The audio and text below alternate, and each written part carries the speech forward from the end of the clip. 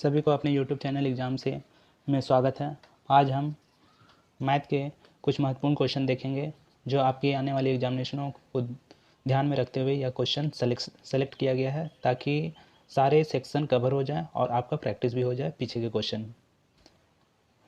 अभी रिसेंट में GDC का फॉर्म फिलअप हो रहा है साउथ ईस्टर्न रेलवे में। अब उसी को ध्यान में रखते हुए ये क्वेश्चन सेलेक्ट किया गया है और जिन क्वेश्चन को सेलेक्ट किया गया है उसे बहुत ही महत्वपूर्ण कहा जा सकता है क्योंकि वो हमारे एग्जामिनेशनों के पर्पज़ से ही सारा सिलेक्शन किया गया है। ये नवंबर दिसंबर में हो सकती है एग्जामिनेशन संभावना। तो पहला हम क्वेश्चन देखते हैं। चीनी के भाव में 20% की कमी हो गई है। अब एक व्यक्ति 36 रुपये में 500 ग्राम अधिक चीनी खरीद सकता है। चीनी का प्रति केजी प्रारंभिक भाव क्या है? यानी इस क्वेश्चन में चीनी का प्रारंभिक भाग क्या होगा, तो इसका सॉल्यूशन कैसे करेंगे? तो ये एक मॉडल है, ये एक टाइप है क्वेश्चन का। इस टाइप के क्वेश्चन को बनाने का तरीका क्या है कि जो बाद का मूल्य है उसे पहले निकाल लीजिए आप। बाद का मूल्य निकालना है तो उसके लिए हम क्या करेंगे, तो बाद का मूल्य लिखें। यहाँ पे जो परसेंटेज दिया हुआ है कितनी की कमी की गई है, कमी या अधिक परसेंटेज इनटू कितने रुपये में मूल्य यहाँ लिख सकते हैं और यहाँ पे हम वजन एक फार्मूला के तौर पे देख सकते हैं इसको। तो इस क्वेश्चन में 20% की कमी की गई। कितने परसेंट के? 20% इनटू कितना मूल्य है? 36 रुपये मूल्य है। और वजन, ये क्वेश्चन जो मांगा है हमें केजी में। अब जो ग्राम दिया हुआ है वजन वो 500 ग्राम है। 500 ग्राम अर्थात 500 बटा 1000 इक्वल टू 1/2 kg वजन हो जाएगा। यानी वजन के रूप में हम देखें तो यहाँ पे हम 1/2 रख सकते हैं। 20 को हम परसेंटेज में हटाते हैं, 100 नीचे, 36 गुना ऊपर 2 गया,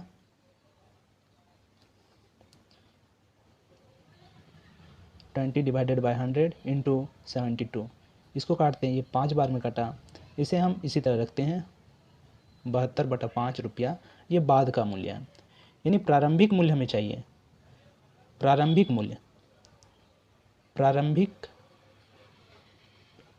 एक मूल्य चाहिए। तो प्रारंभिक मूल्य के लिए क्या करना होगा? तो प्रारंभिक मूल्य हमारा क्या दिया हुआ है कि 20% कमी होने के बाद का ये मूल्य है। यानी बाद का मूल्य करने का मतलब है कि यदि हम x में शुरू का मूल्य होगा, इसमें हमें 20% की कमी, यानी 100 में 20% हम घटाते हैं डिवाइडेड बाय 100, यही मूल्य हमारा 72/5 है।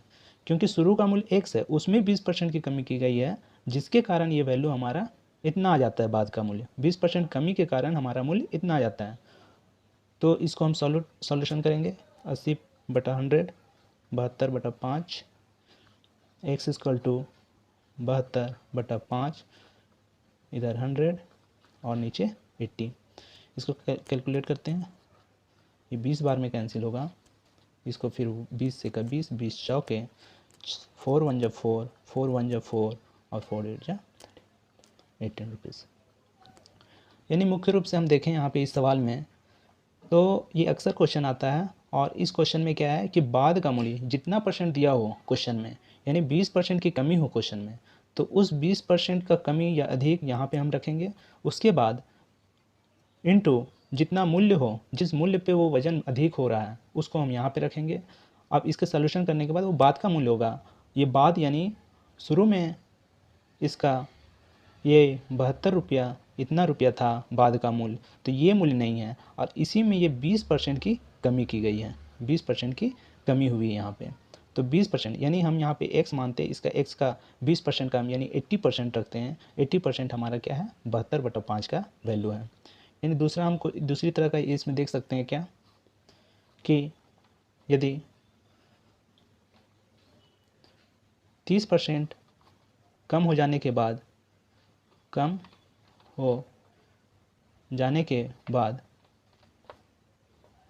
10 रुपया बचता है। अर्थात यहाँ नहीं कहने का मतलब है कि 100 में 30% जैसे ही कम हुआ वो हमारा 10 रुपये बन गया। यानी 70% का वैल्यू हमारा 10 रुपया है। इसलिए 100% का, क्योंकि परसेंट 100 में काउंट होते हैं, इसलिए 100 से मल्टीपल, इसको मल्टीप्लाई करेंगे यानी 100/7 रुपीज़ होगा। यानी शुरू का इतना हुआ, उसमें 30% कम देने के बाद हमारे पास क्या आया, 10 रुपया। बी को ए से 20% कम अंक प्राप्त हुए हैं। ए को बी से कितने % अधिक अंक प्राप्त हुए हैं, ये हमें फाइंड करना है, कितना % अधिक अंक मिला है। तो इसका कैसे बनाएंगे, तो सिंपल है, आप इसको जनरल बातों से देखिए, जनरल चीज़ों से सोचिए। बी को, ये बी है हमारा और ये ए है हमारा,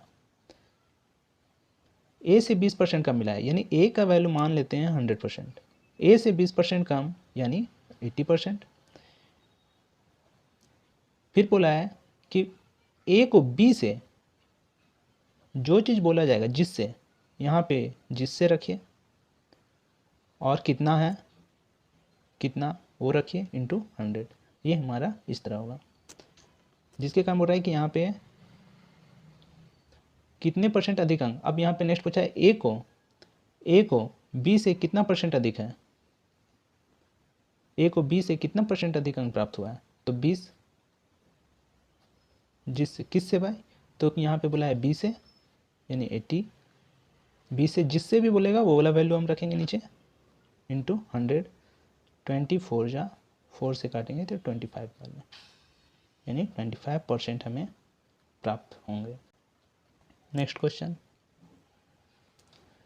3 कक्षाओं में विद्यार्थियों की संख्या 2, 3 और 4 के अनुपात में है। यदि प्रत्येक कक्षा में 12 विद्यार्थी बढ़ जाते हैं तो यह अनुपात 8, 11 और 14 में परिवर्तित हो जाता है।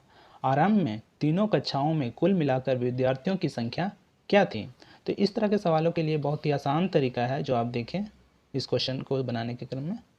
इसका सॉल्यूशन क्या होगा, तो पहले विद्यार्थियों की संख्या लिख लेते हैं, विद्यार्थी की संख्या यहाँ पे रखते हैं, क्या होगा 2, 3 और 4। यदि प्रत्येक कक्षा में 12 विद्यार्थी बढ़ जाएं, यानी कक्षा ए है, कक्षा बी है और कक्षा सी है, ये ऊपर कक्षा है हमारा। बोल रहा है कि हर कक्षा में, यानी एक कक्षा में भी 12 विद्यार्थी बढ़ गया, इसमें बढ़कर 12 हो गया, इसमें भी बढ़कर 12 हो गया, इसमें बढ़, यानी हर रेशियो में बदलाव हो रहा है।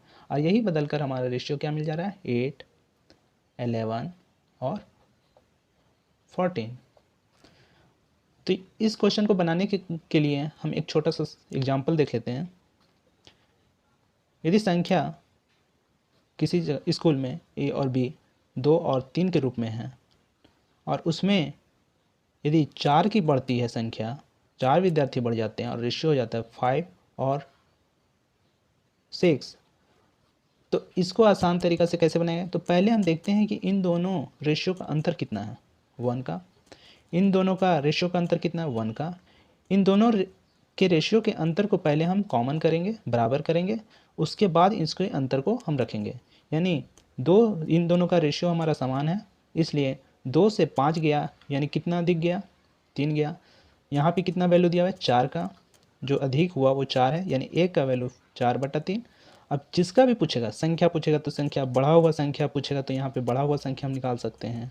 यानी यहाँ पे हम निकालते हैं तो यदि संख्या ए का पूछेगा, ए का संख्या, तो क्या हो जाएगा, तो 2 में 4/3 यानी 8/3 लिख सकते हैं।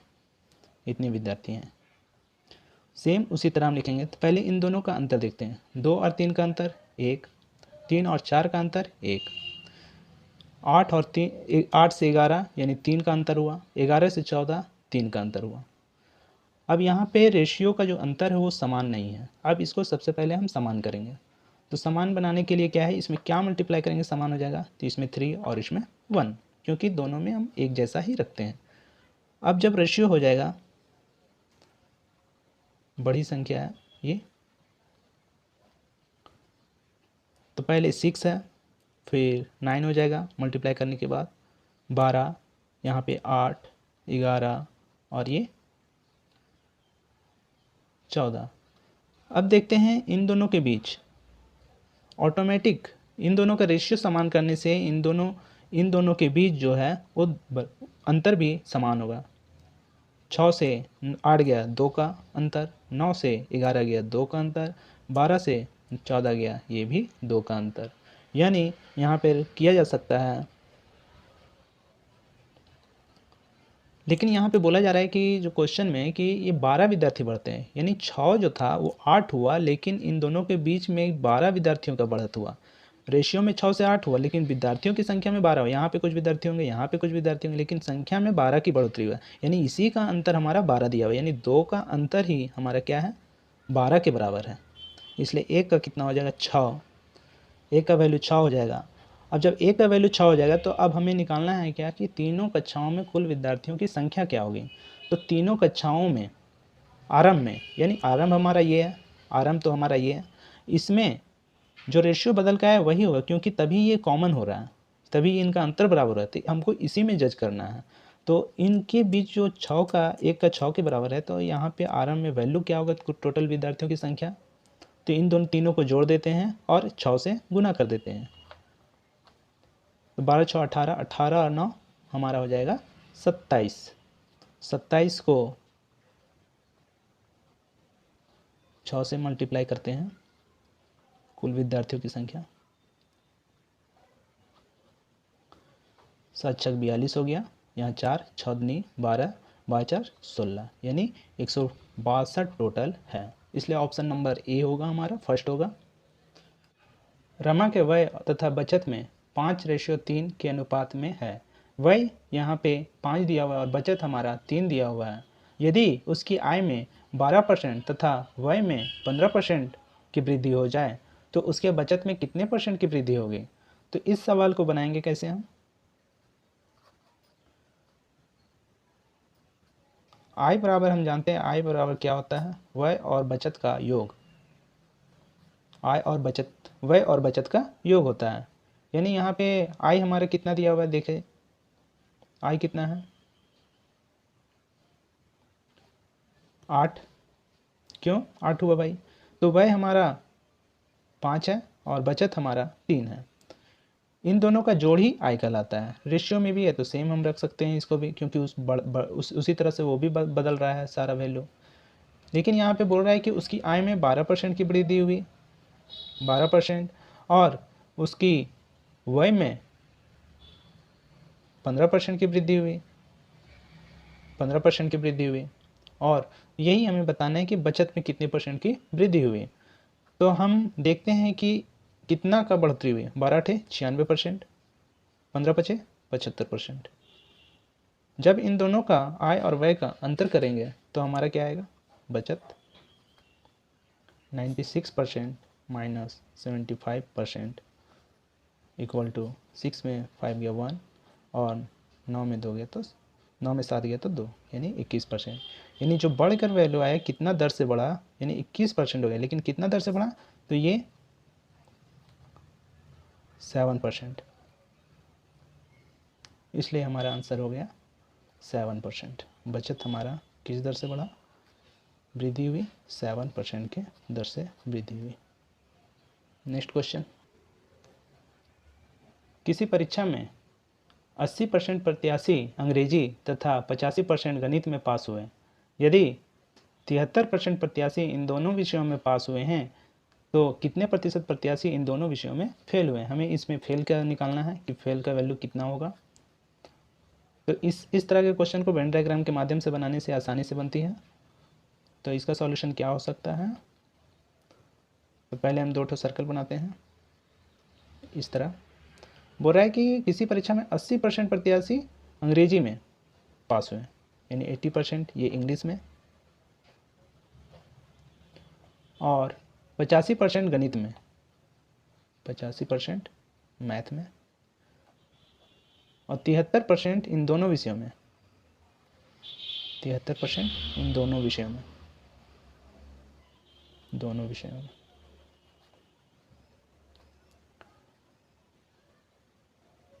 तो बताना है कि कितने प्रत्याशी इन दोनों विषयों में फेल हुए हैं। यानी हम टोटल पास निकाल लेते हैं, टोटल पास। तो इंग्लिश में कितने पास हुए हैं, तो इसमें देखेंगे केवल इंग्लिश में। यदि केवल इंग्लिश में तो 80 में, क्योंकि ये वाला भाग दोनों विषय का है, 80 में यदि 73 घटाते हैं तो हमारा आ जाएगा 7%, और 85 में यदि हम 73 घटाते हैं तो ये हो जाएगा हमारा 7, 8।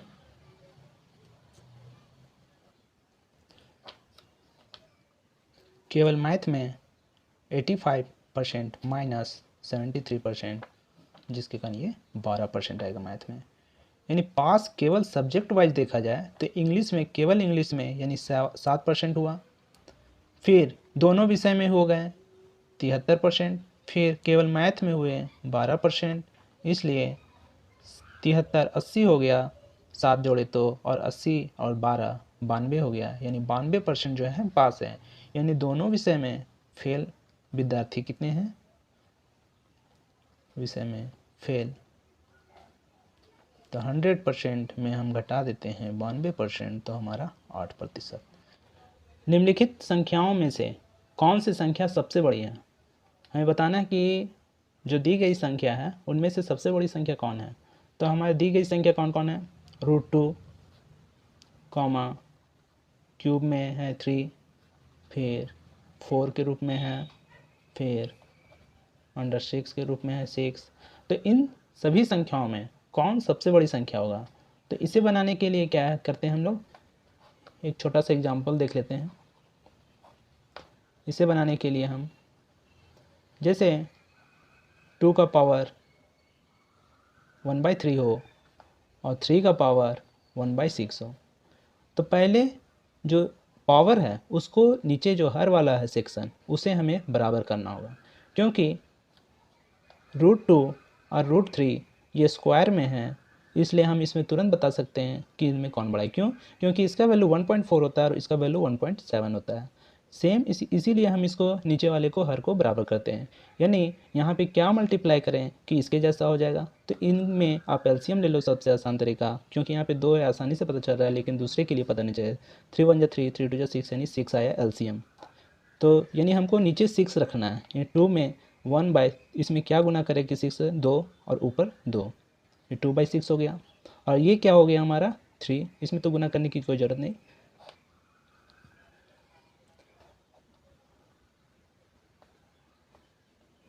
इसको हम लिख सकते हैं, इस 2 को अंदर ले जाते हैं तो 4 1/6, और इस 3 में तो कोई ज़रूरत ही नहीं है 1/6। इसके पावर को देखते हैं तो कॉमन है। अब हम यहाँ पे फाइंड कर सकते हैं कौन बड़ा है। जो बड़ा है वही वैल्यू हमारा बड़ा होगा, यानी 4 का टर्म जो है बड़ा, इसलिए हमारे ये बड़ा होगा। तो इस क्वेश्चन में भी इसी तरह बनाएंगे। क्या करेंगे? तो पहले हर को, जो पावर में हर को है उसको बराबर करेंगे। 2 का पावर ये रूट में है इसलिए 1/2, 3 में ये 1/3, 4 में ये 1/4 और 6 में ये 1/6। इसके हम एलसीएम लेते हैं 2 3 और 4 और 6। 2 3, 2 दूनी 4, 2 3 6, 3 3 से देंगे, 3 1 जा 2, 3 1 जा।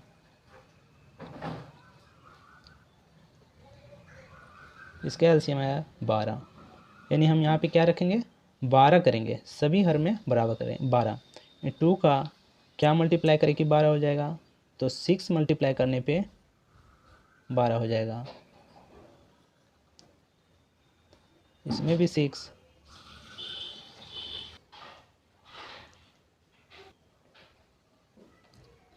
नेक्स्ट है 4 पावर में 1/4, नेक्स्ट है 6 1/6।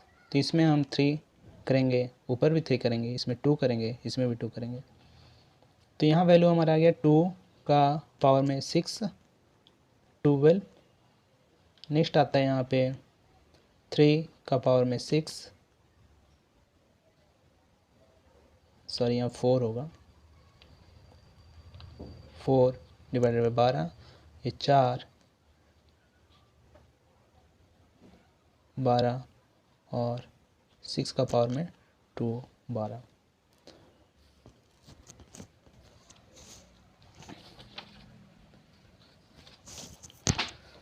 नेक्स्ट में हम आगे देखते हैं। 2 का हम यदि पावर के अंदर, ये वाला नीचे रहने देंगे, 2 को इसको अंदर ले आएंगे पावर में, तो 2 का पावर 6 1/2 लिख सकते हैं।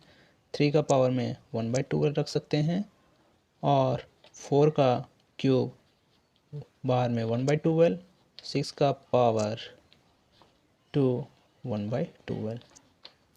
इसका हम अंदर वाला वैल्यू तोड़ते हैं तो 2 को 6 बार मल्टीप्लाई करने पे 4, 2 दूना 4, 4 दूना 8 और 8 64 आता है। ये आता है 3 तिया 9, 9 9 81 यानी 81 आएगा। यह 16 चौक 64 हो गया और ये 36 1/4। अब इसमें देखेंगे क्या कि कौन सा बड़ा है कौन सा छोटा है। तो इसमें से सबसे बड़ा हमारा 81 है वैल्यू, इसलिए हमारा आंसर हो जाएगा 81 1/2।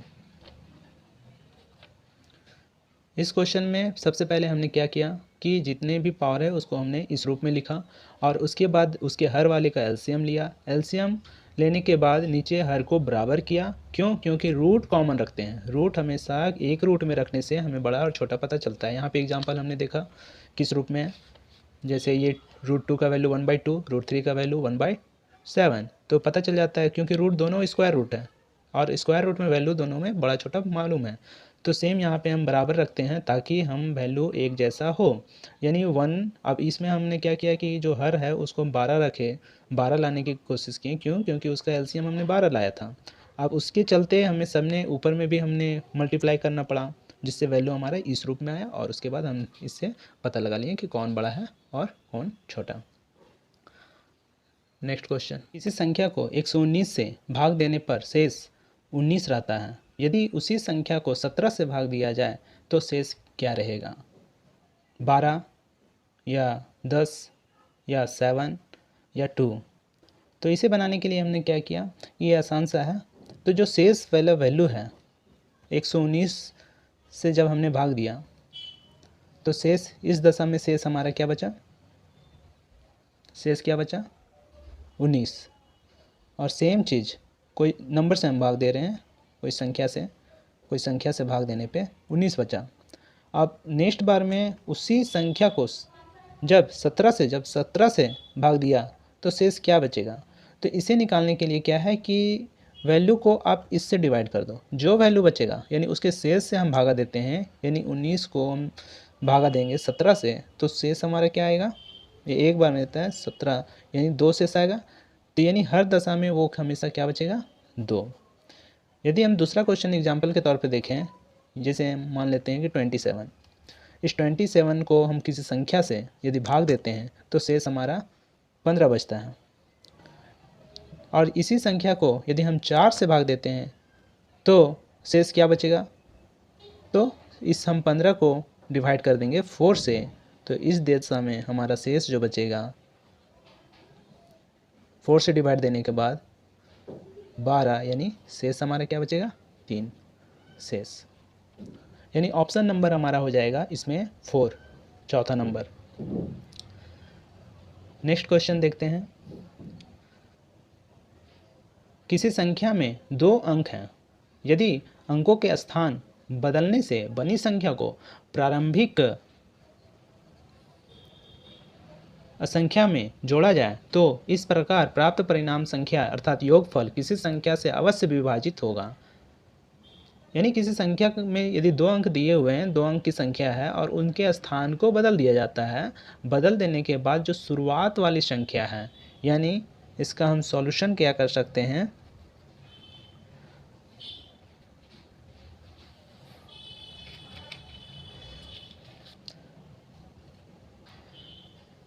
मान लेते हैं कि 2 अंकों की संख्या ये है हमारा। यहाँ पे मान लेते हैं कोई भी संख्या ले लेते हैं 5 6, ठीक है।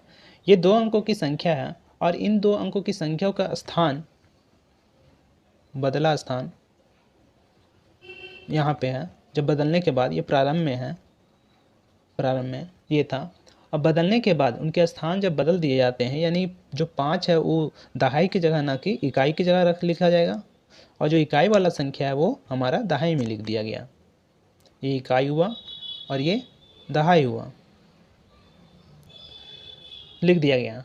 तो इस संख्या का जो प्राप्त हुआ है तो बोल रहा है कि प्रारंभिक संख्या में जोड़ा जाए। इसको हम प्रारंभिक संख्या में जोड़ देने के बाद जो योग आएगा, यानी जोड़ने के बाद जो प्राप्त संख्या होगा वो कितना से विभाजित होगा, 11 से होगा, 9 से होगा, 5 से होगा या 3 से होगा।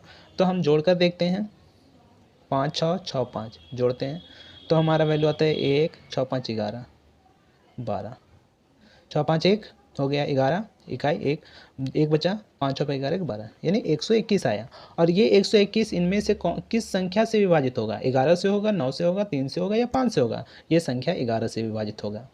तो केवल इसी संख्या के लिए ये वैल्यू फॉलो नहीं होगा, जब इस तरह के जितने भी संख्या हैं सभी के लिए ये संख्या, इस तरह के जो सवाल हैं वो सब में वैल्यू फॉलो। जैसे हम दूसरी संख्या लेते हैं 4 और 5 लेते हैं, अब संख्या का स्थान बदलते हैं, 5 और 4 लिखते हैं। यदि इन दोनों का जोड़ देते हैं 9 और ये 9, ये भी संख्या हमारा किससे जाएगा, 11 से भागा जाएगा। ये भी संख्या हमारा 11 से कट जाएगा 9 बार में। तो इसमें ऑप्शन नंबर 11 होगा, ए नंबर, फर्स्ट नंबर। 998 का स्क्वायर माइनस 997 का स्क्वायर माइनस 45 डिवाइडेड बाय 98 का स्क्वायर माइनस 97 का स्क्वायर बराबर है, किसके बराबर है, 1995 पहला नंबर ऑप्शन, दूसरा है 195, तीसरा है 95 या चौथा है या 10। तो इनमें से कौन होगा। तो इसे कैसे बनाएंगे, तो इससे पहले हम एक छोटा सा सवाल पूछते हैं आप लोगों से, 5 का स्क्वायर माइनस 4 का स्क्वायर क्या होगा वैल्यू। तो हम इसका डायरेक्ट आंसर दे सकते हैं 9 होगा। 7 का स्क्वायर माइनस 6 का स्क्वायर क्या होगा, 13 होगा। कैसे, इसे हम कैसे करेंगे, पहला वाला सवाल देखते हैं, 5 माइनस 4, 5 प्लस 4। यदि कोई लगातार संख्या हो तो उस केस में आप स्क्वायर का वैल्यू को जोड़ सकते हैं, जैसे यहाँ जोड़ा हमने। क्यों, कैसे जोड़ा, तो इसका सॉल्यूशन है, क्योंकि ये ए स्क्वायर माइनस बी स्क्वायर के टर्म में है, यहाँ पे हमने तोड़ा ए माइनस बी और ए प्लस बी, यानी ए माइनस बी करने से हमारा क्या आया 1 और यहाँ पे 5 4 9, इसलिए 9। नेक्स्ट वाला में भी सेम प्रोसेस हुआ, क्या हुआ 7 माइनस 6 और 7 प्लस 6, यानी 7 6 13 और इधर 1। तो जो दिया हुआ सवाल है सेम उसी तरह है, 998 का स्क्वायर, 998 का स्क्वायर माइनस 997 का स्क्वायर माइनस 45 डिवाइडेड बाय 98 का स्क्वायर और 97 का स्क्वायर। तो क्या करेंगे हम इसको, तो 998 minus 997, 998 plus 997 minus 45 divided by 98 minus 97, 98 plus 97, 98 इसमें घटा तो ये 1 का वैल्यू हो गया, ये 1 हो गया हमारा। और ये जोड़ते हैं 8 7 15, 9 9 18, 18 1 19, 19 हो गया, एक बचा, 9 9 18 1 19, 1995 माइनस 45 डिवाइडेड बाई ये 1 होगा वैल्यू, 98 में 97 गया, 98 8 7 15, 9 9 18 1 19, 195। इसको हम घटाते हैं, 5 में 5 0, 9 में 4 5 19, 195। एक बार में ये 1 यानी दिया, यानी 10। नेक्स्ट क्वेश्चन, किसी वर्ग में एक वर्ग है जिसके अंदर एक वृत्त है। क्वेश्चन में ही कहा गया, क्या कहा गया कि यदि एक वर्ग के अंतःवृत्त एक क्षेत्रफल जिसका 9 पाई सेंटीमीटर स्क्वायर है, तो वर्ग का क्षेत्रफल हमें बताना है। यानी इस वर्ग ए बी सी डी, इस वर्ग का क्षेत्रफल क्या होगा, ए बी सी डी का क्षेत्रफल हमें बताना है क्या होगा। लेकिन यहाँ पे वृत्त का क्षेत्रफल दे दिया है, वृत्त का क्षेत्रफल 9 पाई सेंटीमीटर स्क्वायर दे दिया है, वृत्त का क्षेत्रफल दे दिया है 9 पाई सेंटीमीटर स्क्वायर।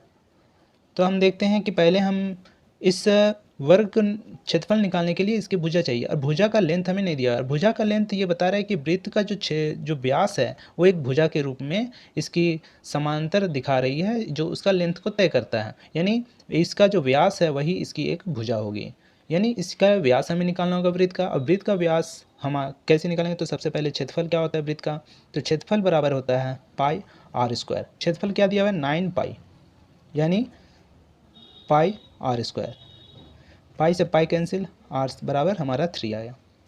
ए त्रिज्या का वैल्यू 3 सेंटीमीटर है, यानी व्यास हमारा क्या हो जाएगा, व्यास 6 सेंटीमीटर, जोड़ दिए डबल हो गया।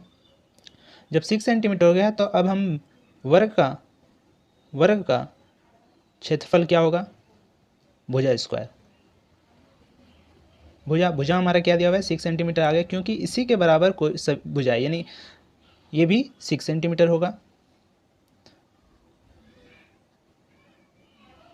6 का स्क्वायर यानी 36 सेंटीमीटर स्क्वायर। नेक्स्ट क्वेश्चन, दो संख्याएं 3:4 के अनुपात में हैं। यदि उनका लसा 240 हो तो दोनों में से बड़ी छोटी संख्या कौन सी होगी। पहला नंबर 100, दूसरा नंबर 80, थर्ड नंबर ऑप्शन है हमारा 60 और फोर्थ नंबर ऑप्शन है 50। तो इसमें देखेंगे क्या कि जो दो संख्याएं दी है 3 और 4, उसको हम किस रूप में लेंगे, उसको एक संख्या के रूप में लेंगे। तो एक संख्या हम जैसे जो संख्याएं दी है, संख्याएं किस रूप में है, 3:4 के रूप में है। 3:4 के रूप में है, यानी संख्या हमारा बन गया 3x रख संख्या पहली संख्या हम रखें, ये पहली संख्या हो गया, और दूसरी संख्या हो गया हमारा, दूसरी संख्या 4x। इसका एलसीएम हम क्या होगा हमारा 3x और 4। इससे 3 का पावर 3 लेंगे और इससे 4 लेंगे और x का x लेंगे, यानी 12x आया। ये जो हमारा 12x है किसके बराबर है वैल्यू, 240 के, इसलिए x बराबर हमारा आ गया 240 डिवाइडेड बाय 12, 12 दूना 24 यानी 20, यानी x का वैल्यू 20। तो पूछ रहा है कि यहाँ पे कि दोनों में से छोटी संख्या कौन सा है। तो पहली संख्या हमारा 60 है, पहली संख्या, और दूसरी संख्या हमारा है 80।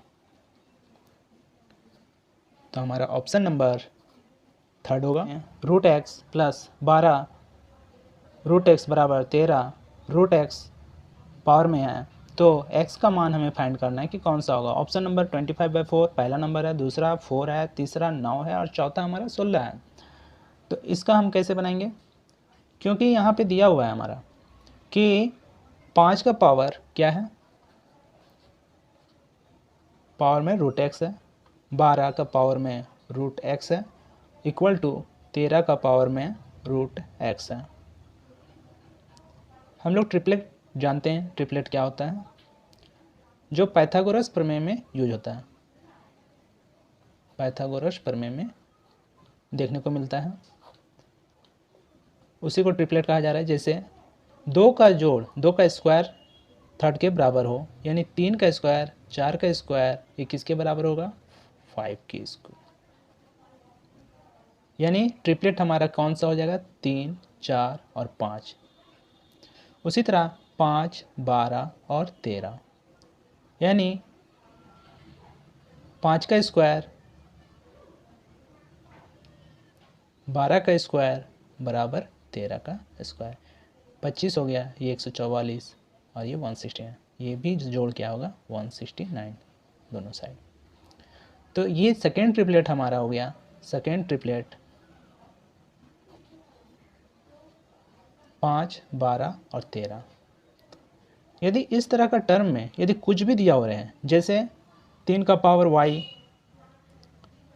प्लस 4 का पावर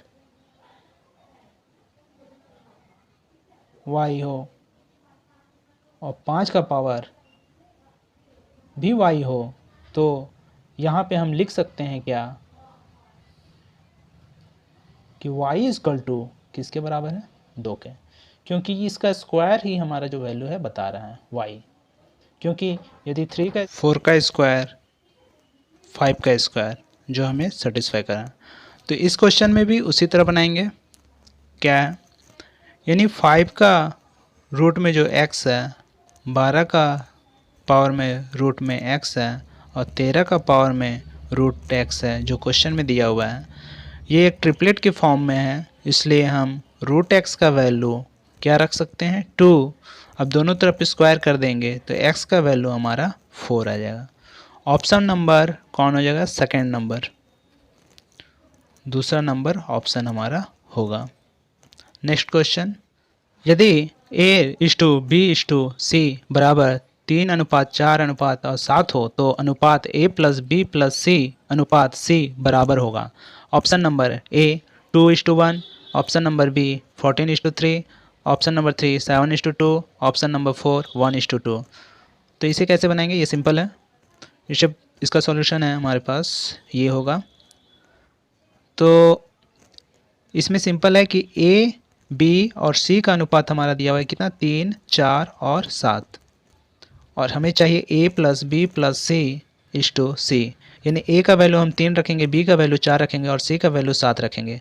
तो 3 और 4, 3, 4 और 7:7, यानी 7 3 10 14:7, 7 1 7 7 2 यानी 2:1, ऑप्शन नंबर ए फर्स्ट होगा हमारा। इसमें नेक्स्ट क्वेश्चन, ए तथा बी की वर्तमान आयु 4:5 के अनुपात में है तथा 5 वर्ष बाद वे 5:6 के अनुपात में होगी। ए की वर्तमान आयु क्या है? तो पहला नंबर 10 वर्ष है, दूसरा 20 वर्ष या 25 वर्ष या 40 वर्ष होगी। तो इसे हम ए तथा बी की वर्तमान आयु लिख लेते हैं। वर्तमान आयु कितनी दी है? 4 और 5 के रूप में। और 5 वर्ष बाद, 5 साल के बाद, 5 साल के बाद क्या हो जाती है? 5:6, ये 5 साल के बाद वाले अनुपात। यहाँ पे देखेंगे कि ए और बी में कितने का अंतर है। रेशियो पहले समान करेंगे, इससे पहले हम देख चुके हैं क्वेश्चन। तो 4 और 5 में कितने का अंतर है? 1 का अंतर है। 5 और 6 में कितने का अंतर है? 1 का। यदि अलग अंतर रहेगा तो उसको हम बराबर करेंगे। तो यहाँ पे तो सीधा हम कर सकते हैं कि कितने साल अधिक है? 5। तो 4 और 5 में 1 का बढ़त है, इसलिए 1 किसके बराबर है? 5 साल का, यानी 5 साल हमारा बढ़ रहा है साल। यानी पहला जो वर्तमान आयु हमारा होगा, वर्तमान आयु होगा ए का क्या होगा? 20 होगा और बी का होगा 25। ऑप्शन नंबर इसमें होगा हमारे पास सेकेंड नंबर ऑप्शन, जो भी वैल्यू होगा यानी 121। नेक्स्ट हम देखते हैं 12 का स्क्वायर कैसे करेंगे। तो पहले 2 का स्क्वायर कर लेंगे, 2 का स्क्वायर करेंगे यानी 4 आया। फिर इस 2 को 12 में इस 2 को ऐड कर देंगे, यानी 12 2 14, 144। नेक्स्ट हम देखते हैं 13 का स्क्वायर कैसे करेंगे। तो 13 का स्क्वायर करने के लिए सेम 3 का स्क्वायर 9, और इसी 3 में इसी इकाई का 3 जोड़ देंगे यानी 16। 14 का स्क्वायर 4 चक 16 हो गया, इकाई स्थान 1 बचा। 14 में इस इकाई को जोड़ देते हैं, 14 4 18, 18 और 1 19। 15 का स्क्वायर करेंगे तो 5 का स्क्वायर 25, इसका इकाई 5 लिखेंगे, 2 बचा है हमारे पास।